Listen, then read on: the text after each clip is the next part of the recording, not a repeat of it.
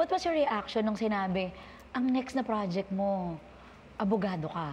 Doon ko po naisip na ito pala yung dream role ko, literal siya. Nalala ko kasi nung nag-start po ko, laging yun yung tanong niyo sa akin, anong pa ba yung dream role mo? Tapos wala akong masagot kasi parang minimilk ko pa noon na binibigyan ako ng role sa kada teleserye na ginagampanan ko nga po. So, nung binigay sa akin na sabi magiging lawyer, naalala ko yung pangarap ko nung bata ako, na gusto kong maging abogado. Tapos sabi ko, okay, so literal siya ngayon. Nung binigay sa akin, ito yung dream role ko. So, sobrang overwhelmed po ako kasi yun nga, I get to parang nag-role playing ako kasi it's a dream na sinishare ko with my papa. Mula bata ko yun, parang yun yung gusto niya rin for me. Oh, saan ang galing yung pangarap? Kasi si po, Papa before, may gusto? si Papa, gusto niya din. Gusto niya din, nung bata daw siya, gusto niya din maging abogado.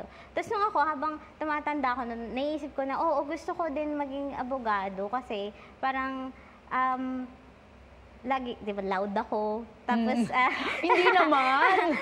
Grabe! yung pagka-loud ko. And gusto ko na nakakatulong ako sa iba.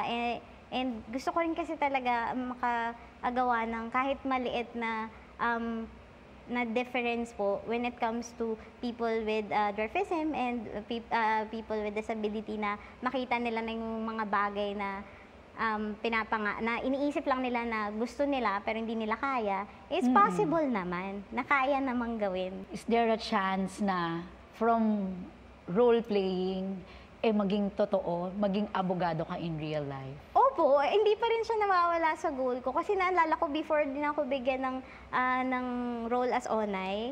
Nag-work po ako nun after ko graduate ng first course ko. Ang usapan namin ni Papa, mag-work ako, nag-office nga po ako kasi gusto kong matry kumita ng pera for myself. And gusto ko kasing isupport yung sarili ko while studying ng law. Nagkataon po noon na nung habang nag-work ako, pipirma ako ng bagong contract, binigyan ako ng role for Onay. Kaya hindi ko din natuloy yung pag-school ko. Pero nandun talaga siya sa plano. Kung hindi ka artista, ano kaya si Jo Berry ngayon? I think, abogado na po. Totoo lang.